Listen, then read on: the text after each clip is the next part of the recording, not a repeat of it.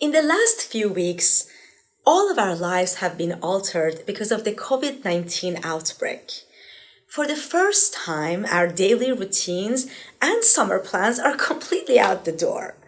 If you're a law student, you already had your hands full and now you're facing tremendous uncertainty with changes in your grading systems, canceled or altered summer internships, graduations, bar exams, those fun post-bar trips, and that is topped by your general worries about the legal market and the safety of your loved ones. I am Nikki Khoisamir with PracticePro, and today I want to share with you 2 steps to hopefully not just make it through, but come out of this unprecedented crisis with a new perspective, with a new outlook. We can be fitter, wiser, and better prepared to become outstanding lawyers. So let's get to it.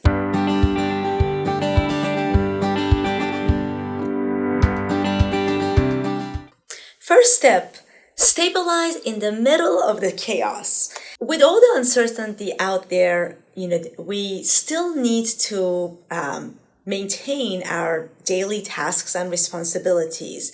Some of you still need to study for finals, figure out where you're going to live this summer, or your future employment. So how do we stabilize? You need to give yourself the same compassion and care that you would if you were your own kid. I have a longer video about this that I've done earlier, and I will link it below. But in summary, if you're blessed with good parents, these guys will take into consideration your needs, your strengths, and they typically design a very well-balanced schedule for you. And if necessary, they're not shy about making that a very strict schedule. This is one of those times where you need to sit down and think about yourself like that kid and come up with a routine. And I would like to suggest that you make it a strict one. You know when you're going to get up, you know you're going to go through the same routines you used to go to when you had to commute to school. And with that mindset, make sure certain important elements are covered. The first element you should incorporate as you sit down to come up with the schedule for yourself is physical activity. When you go to school, even if you're not one of those individuals who works out, you'll be surprised. Commuting to school, going to grab coffee or lunch with a friend, and just walking in between classes, that really adds up. But now, being mostly at home, non-stop Zoom meetings and classes, you're not getting any physical activity, and that will really affect your mood. So my suggestion is work out 30 minutes a day, at least 6 days a week. If you worked out before, fantastic. Just sit down as you're putting together your schedule and think about how you're going to modify the way you work out so you can stay safe and you can continue doing so. If you've never worked out before, trust me, this is going to become really important as you get older. So let's start now.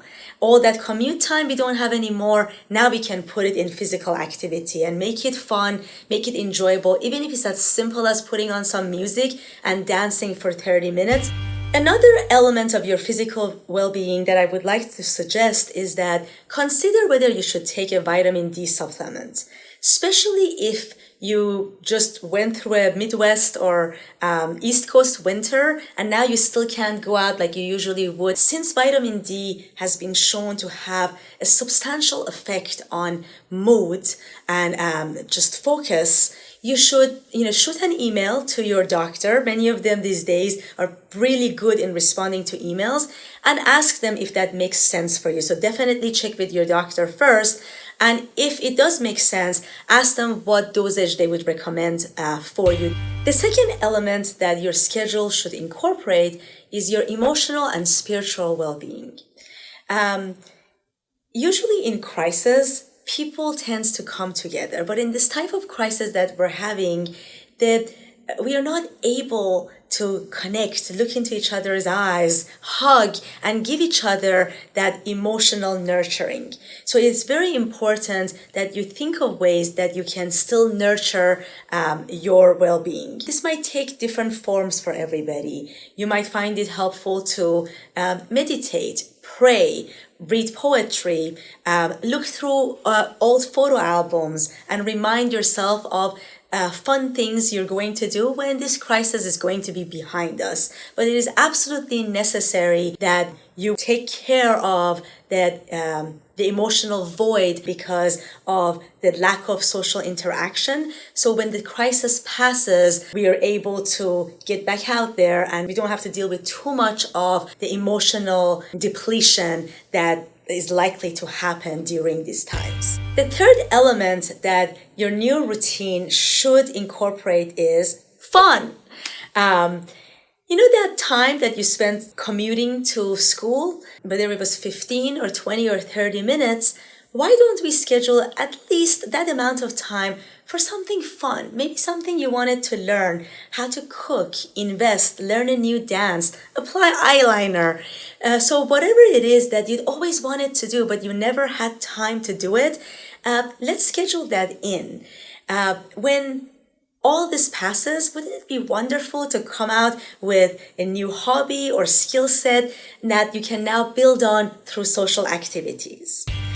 And finally, the last element is study time. Many of you have been reaching out and asking, how do I keep my mind focused and productive? Congratulations. That is such a great, refreshing attitude to see. You're paying hundreds of thousands of dollars in tuition, not just to get grades, but to learn the skills you need as lawyers. So schedule in that study time. It is so much better to have 2 or 3 hours of focused study time that you have planned into your routine rather than the all day, I now have to study, I need to make time to study, and thinking and worrying about it.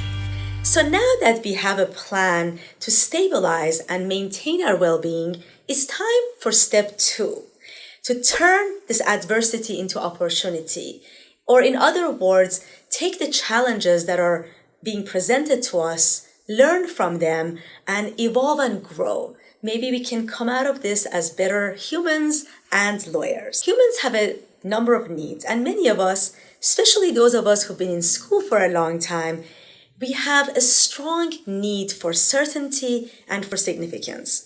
For example, you know that you have classes for this number of months or years, you take tests, then after that you do an internship, or those of you who are closer to graduation, you know you're going to graduate on this date, take the bar, study for the bar, take the bar, go on fabulous trips, and then start work. Also, based on your performance in school, you've been getting a lot of results, good grades, awards, scholarships, pride of your family and friends, and that gives us a sense of significance. But as you get older and as you start practicing, you will see that life is super talented at disrupting your plans. So what do we do? This doesn't mean that certainty and significance are not important and we shouldn't try to meet those needs. However, having them at the top will cause a lot of pain. So we can evolve by focusing and pivoting towards 2 other important human needs, which is the need for contribution and the need for growth. At any point during your day, when you start feeling overwhelmed, worrying about, the future, and just mostly worrying about things that you can't control, pause and think how you can contribute by making somebody else's life better. Maybe it's a classmate who's really struggling with things and the canceled internship and other things are making them have to move out of their apartment and move back home with their parents, and you can just lend a listening ear. Or it's a professor that you really see is becoming super grumpy and really struggling with tech and instructing his or her classes in this different format. So look constantly for those opportunities to contribute, so you practice having the need for contribution as one of your top 2 needs. Similarly, learning new things makes us happier. Growing makes us happier. In this period of time, a lot of amazing companies are offering free services or substantially discounted services. So we talked about this a little bit in the first step, but think of opportunities where you can really grow by learning something new and taking advantage of some of the services that are out there. Good news about the second step of pivoting away from a certainty-driven and significance-driven paradigm towards a more contribution and growth paradigm is also helpful in getting you competitive advantage. Now, I have your attention now. How does this work? By thinking about your daily interactions and where you're going to spend mental bandwidth, you're automatically becoming a better networker and better at interviewing when you're going to need it post-graduation, or for some of you in a few months when hiring picks back up, hopefully again. And I will give you an example.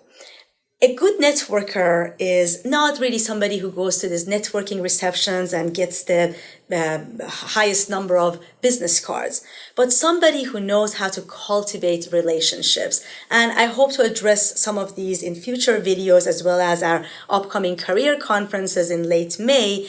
But if you practice to contribute and grow, when you are reaching out to somebody in a cold email, when you're having a conversation, an informational interview, when you're answering interview questions, you're focused on how you can contribute to this employer. How can you contribute to this relationship?